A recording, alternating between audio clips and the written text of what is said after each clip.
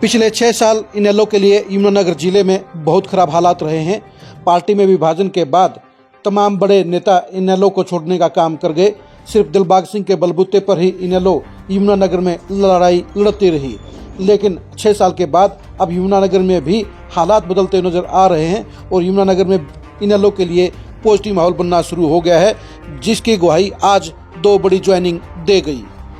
नमस्कार, मैं हूं कुलदीप शुरान। आज हम खरी खरी न्यूज़ में चर्चा करेंगे इनेलो के अंदर यमुनानगर में हुई 2 ज्वाइनिंग की, इनेलो के लिए बन रहे पॉजिटिव माहौल की और यमुनानगर के बदल रहे समीकरणों की।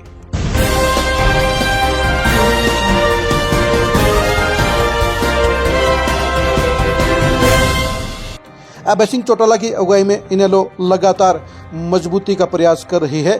2024 के चुनाव के बाद अभय सिंह चौटाला इनेलो की मजबूती के लिए हर मुमकिन प्रयास कर रहे हैं और यही वजह है कि उनके परिणाम सार्थक भी नजर आ रहे हैं। इनेलो का जनाधार भी बढ़ रहा है। पिछले साल 25 सितंबर को रोहतक में हुई जबरदस्त रैली के बाद पूरे हरियाणा में इनेलो के लिए पॉजिटिव निशानियां मिल रही हैं, पॉजिटिव रिस्पॉन्स मिल रहा है और इनेलो का कैडर और जनाधार दोनों ही लगातार बढ़ते हुए नजर आ रहे हैं। अभय सिंह चौटाला आज यमुनानगर में आए और यमुनानगर में अभय सिंह चौटाला की अगुवाई में आज 2 बड़ी ज्वाइनिंग हुई। ये दोनों ही बड़ी ज्वाइनिंग इनेलो के लिए यमुनानगर में संजीवनी का काम करने का काम करेंगी। इनेलो के अंदर जो 2 बड़ी ज्वाइनिंग हुई उनमें बड़े समाजसेवी महिपाल भगवानपुर ज्वाइनिंग कर गए। इसके साथ साथ ऋषिपाल कल्याण ने भी इनेलो ज्वाइन करने का काम किया। इनेलो के लिए ये दोनों ज्वाइनिंग कैसी थी, कैसा माहौल था, पहले आप ये दोनों वीडियो देखिए।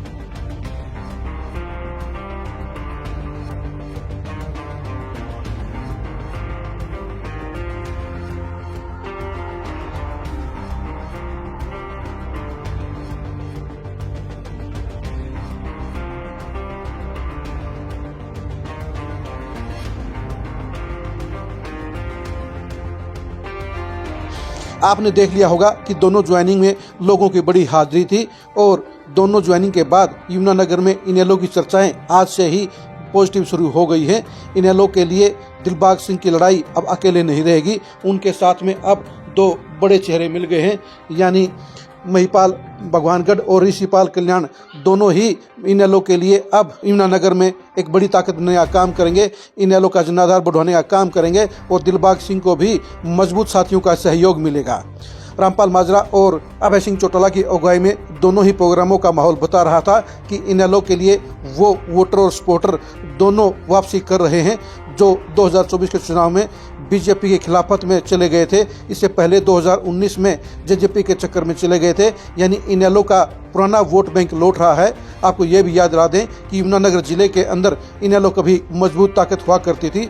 सडोरा में इनेलो के विधायक बनते थे, रादौर में इनेलो के विधायक बनते थे और यमुनानगर में दिलबाग सिंह इनेलो के विधायक बने, यानी पुराने मजबूत गढ़ में अब वापसी की तरफ इनेलो चल पड़ी है, जो इनेलो और अभय सिंह चौटाला दोनों के लिए शुभ संकेत कहे जा सकते हैं। आप यमुनानगर के सियासी हालात के बारे में क्या सोचते हैं, कमेंट करके जरूर बताइए। यमुनानगर जिले में इनेलो क्या 2029 में बड़ी ताकत बन पाएगी, इसके बारे में आप क्या सोचते हैं, कमेंट करके जरूर बताइए। इनेलो के सियासी भविष्य को जानने के लिए आप लगातार खरी खरी न्यूज़ के साथ बने रहिए। आप हमारे फेसबुक पेज को फॉलो कीजिए, आप हमारे यूट्यूब चैनल को सब्सक्राइब कीजिए। नमस्कार।